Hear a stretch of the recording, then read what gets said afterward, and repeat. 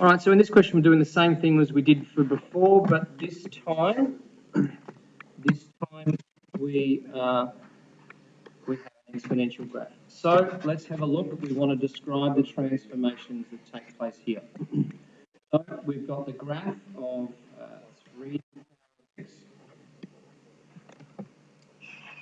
We've got the graph of 3 to the power of x, and we're looking at the dilation and reflections first. So we've got a let's look at this dilation. So we've got a dilation of 4 units. Well, sorry, a factor of 4. Okay, dilation of a factor of 4, parallel to the y-axis. Sorry, parallel to the x-axis. No, sorry, parallel to the y-axis. My apologies. All right, and then from there let's apply the reflections. So we go from 3 to the power of x to 4 times 3 to the power of x. Now what we need to do is we need to describe how we get from there to here. So there is a reflection. There's a reflection, and this time it's in the y-axis. Because our graph, which looks something like this, now is reflected and looks something like this. Okay, and now what we'll do is let's have a look at the translations. We've covered the dilations and reflections. Now what we can do is we can see if there's a translation. We have to ask ourselves, for this power, for 1 minus 2x to be equal to 0. Well, let's get 2x on the other side. 2x is equal to 1, x is equal to a half. So as it turns out, this is a translation of 1/2 unit in the positive x direction, or to the right is fine. And finally, we're looking at the last translation, which is the translation down. Translation 1 unit down. Okay, so we've described that. Now let's go ahead and graph it. And just as I have shown you before, let's graph it according to each one of these first of all. So we've got a dilation of 4, which means our graph of, what was our graph of 3 to the x. Would be the graph of 3 to the power of x. 3 to the power of 4x would look like, and this point is 0, 1. Well, this dilation parallel to the with the y is, sorry, parallel to the y is, this point would become 0, 4, and this graph would be steeper. So it's going to look something like this. This would be 4 times the power of x. Okay, now we're reflecting that in the y-axis, which means that if we're reflecting that in the y-axis, then suddenly this point 0, 4 stays the same, but now we're actually looking at it like so. This point is still 0, 4, and we've actually reflected the graph of 4 by 3 to the x. We've reflected that.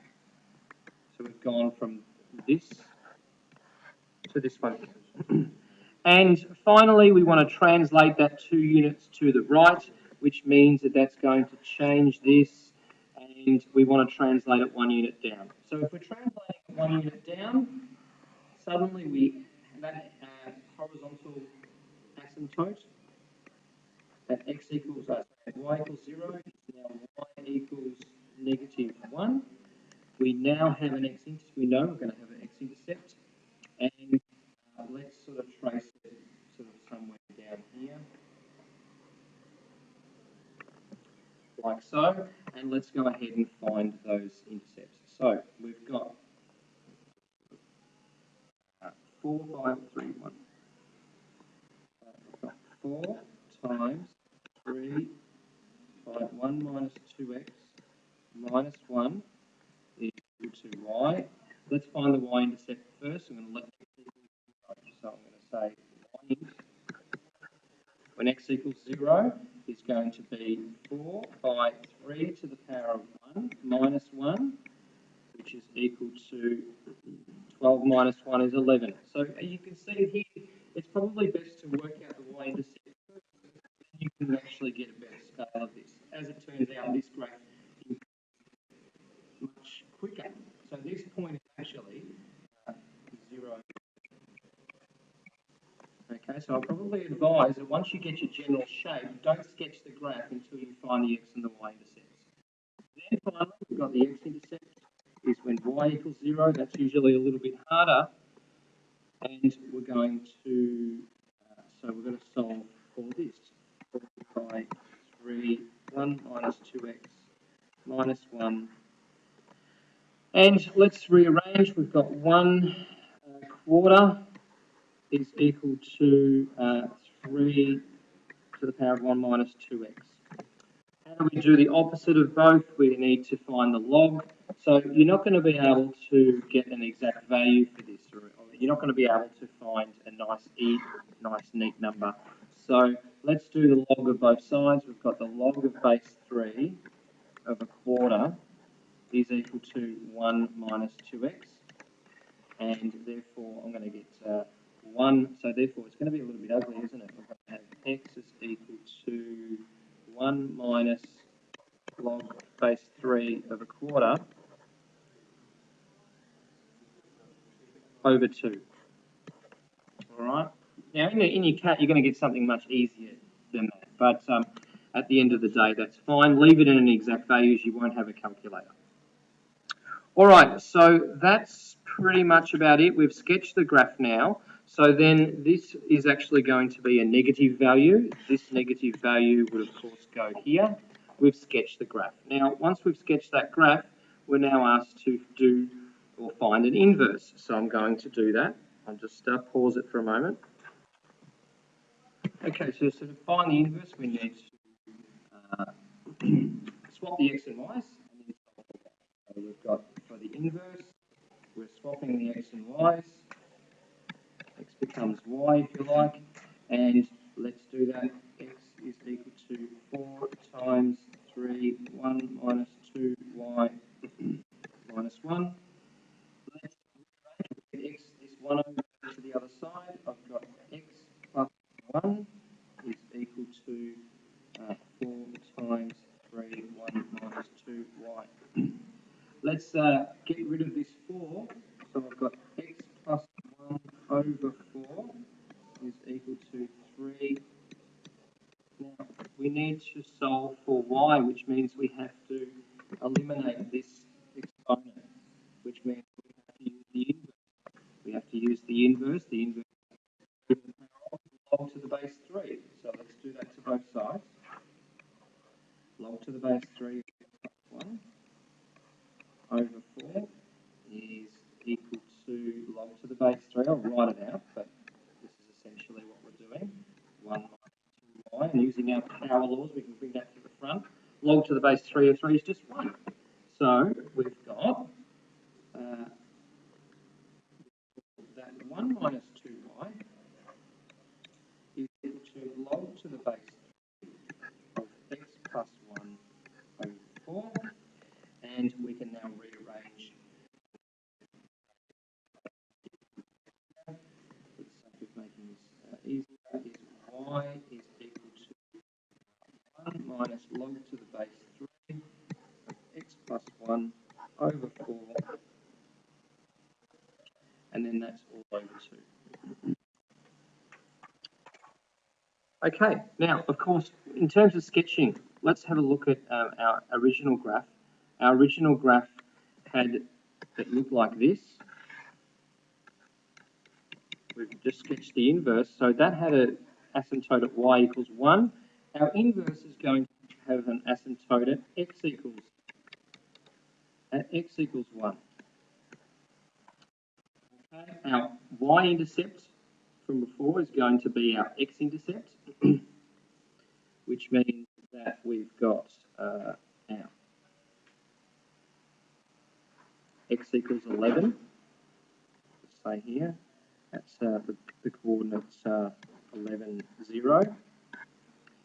And from before, our x-intercept was a bit ugly, but it was a negative number. So let's just say that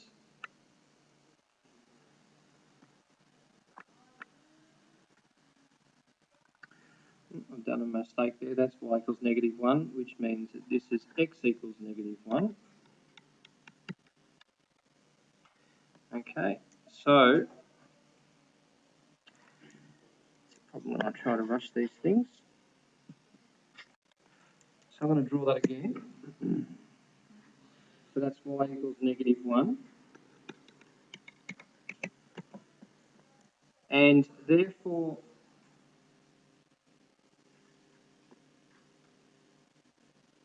I'm going to start again.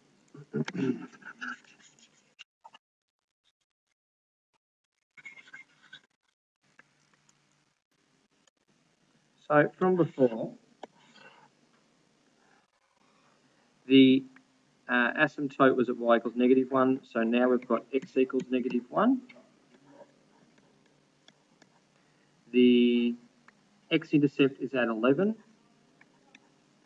And the y-intercept is going to be, oh my God, I'm really struggling. X equals -1. I don't understand. X equals -1. And from there, we need to then trace those points out.